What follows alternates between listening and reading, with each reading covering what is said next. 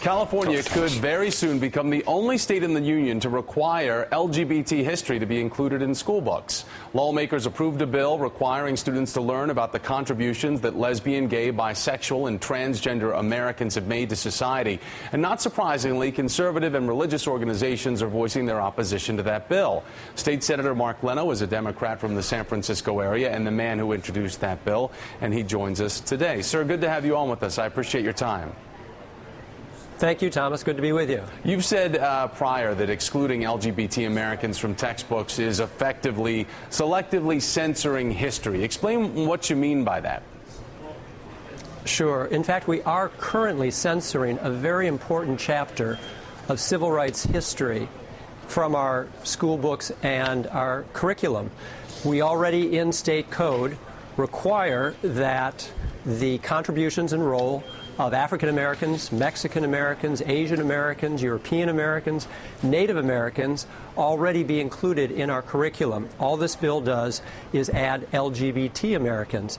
And teaching the broad diversity of the human experience can only be beneficial to students, not only beneficial to the LGBT students who will feel greater self-esteem and self-respect, but also for the straight student who senses and recognizes that the kid at the next desk seems different, a little doesn't understand what that difference is, but needs to know that that student is a part of a community historically demonized and discriminated against, and a community which has been fighting recently successfully for its civil rights, full inclusion in society, and treated equally under the law. That's an important chapter of history for kids to better understand who they are.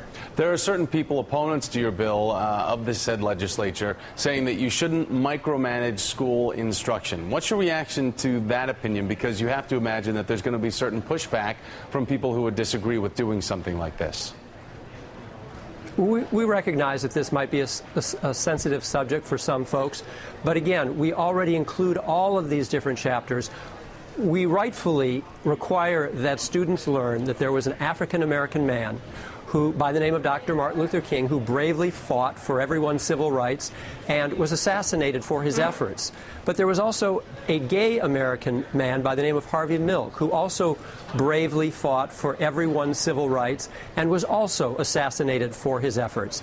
It makes no sense that we would teach one and not the other. And again, in the context of an ever-growing and serious phenomenon of brutal bullying on school campuses, which have led to multiple suicides of 12 and 13-year-old kids who can't take the pain anymore, that this is important that we better inform our students. In fact, in Ventura County, California, just 2 years ago, there was a 12-year-old boy in his 6th grade class shot dead by a fellow 12-year-old, and when the teacher asked the assailant, "Why did you do this?" he said that his classmate was too girly. We're failing our students when they think that because someone is different from how they see the world, that that person is okay to murder. We need to better educate our students of the fact of the differences among us. Mark, we have to go, but do you think that Governor Brown is going to sign this?